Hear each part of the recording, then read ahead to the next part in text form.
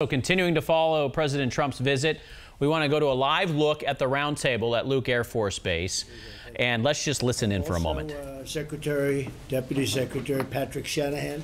And Patrick, thanks. Great job. He's a good purchaser of equipment. I hope you find that he negotiates well, because if he doesn't, I'm going to be very disappointed. What do you think, Dennis? Is he okay? He's tough. Huh? He's tough. He's good. I would expect you to say that. Dennis is Boeing. So thank you very much, Patrick, and it's been great working with you. And we've made some big purchases, some good deals, a little bit better than presented, and it's the best. There's nothing like the stuff. Secretary Heather Wilson. Heather, thank you very much. Appreciate it. Thank you. Great job you're doing. Undersecretary Ellen Lord. Thank you. Thank you. Thank you, Ellen. You're keeping busy, right? Absolutely. Good, I think so.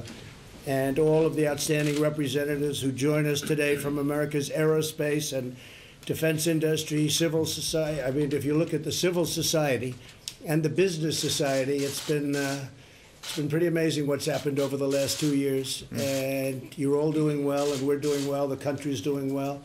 We're setting new records on jobs. We've got every category, just about every category is a new record or very close.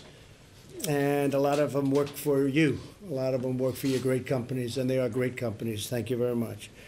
This incredible state is home to 6 major military installations, more than 30,000 military personnel, and thousands of defense companies. Arizona's military industry supports 76,000 jobs, that's big, and creates $11.5 billion in economic output. So what state would be comparable or larger? Is it larger? I mean, Texas does great. I think we're number 3 on the list. Number 3, all right. But knowing you, she'll be number 1 very quickly. That's why she's doing so well. They all know. The United States must always invest in a strong military, and it's been very important for me. The military has been vital. That's why we had Wilbur $700 billion approved last year and $716 billion this year. And General, everybody that passes me from the military thanks me for the new equipment. We were very depleted, and we're not depleted anymore, although the equipment's pouring in, but we're not depleted anymore, so that's fantastic. We've secured record funding for the armed forces. The funds will support new fighter jets, ships, tanks, thousands of new recruits. We also gave something very important, and that was a pay increase, the first in 10 years, a nice substantial pay increase to the people that deserve it so badly. And one of the things that was very important to me is to totally modernize and rebuild our nuclear arsenal, and we're doing that.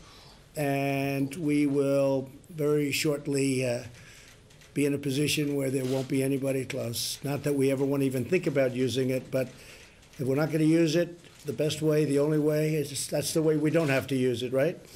So we're doing a lot of work on that, and in a very short period of time, already with superior... All right, you're listening to the live roundtable discussion that President Trump is holding right now out at Luke Air Force Base, and as you heard, talking about the importance of military defense spending there. So, of course, we're going to be having the president's live rally out in Mesa. That's coming up at 6:30, so stay with 12 News for complete coverage of the president's visit.